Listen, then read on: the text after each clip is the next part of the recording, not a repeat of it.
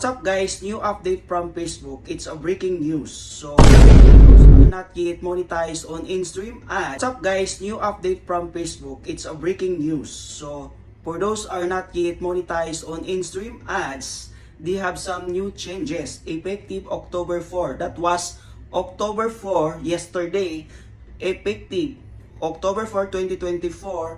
So to those are not yet monetized on in-stream ads, so effective October 4, 2024, in-stream ads, ads on Reels, and performance bonuses are already the same in one platform for the monetization. So here's the new update. I will read to you guys, so just listen and check this new update, okay? In-stream ads eligibility on Facebook. As of October 2024, we no longer be accepting application for in-stream ads on Facebook because we are building simplified creator monetization experience. Facebook content monetization. This experience meets our in-stream ads, ads on Reels, and performance bonus program into one, making easier for creator earn from multiple content format.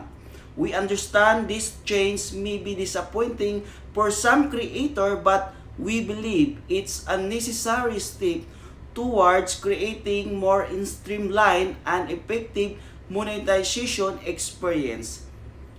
We're sending invitation to join the Facebook content monetization beta and will continue to do so into the following months, while the beta will remain invite only until 2025. You can express interest in this form.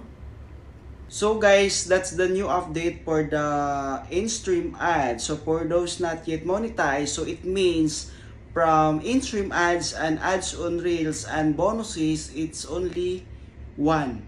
So now, so if you are not yet monetized on in-stream ads, so effective October 4 are no longer, and it's already one in one apps, because as you know that in our video now is together with the long form video and ads on Reels. So it's together now guys.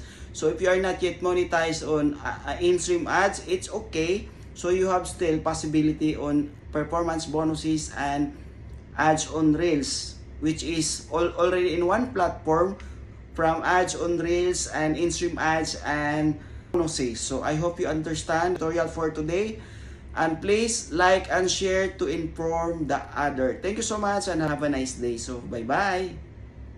Guys, if you're new to this channel, don't forget to subscribe, like, share my videos and click the bell button, so that you're updated for my latest videos. Thanks for your support. God bless and have a great day.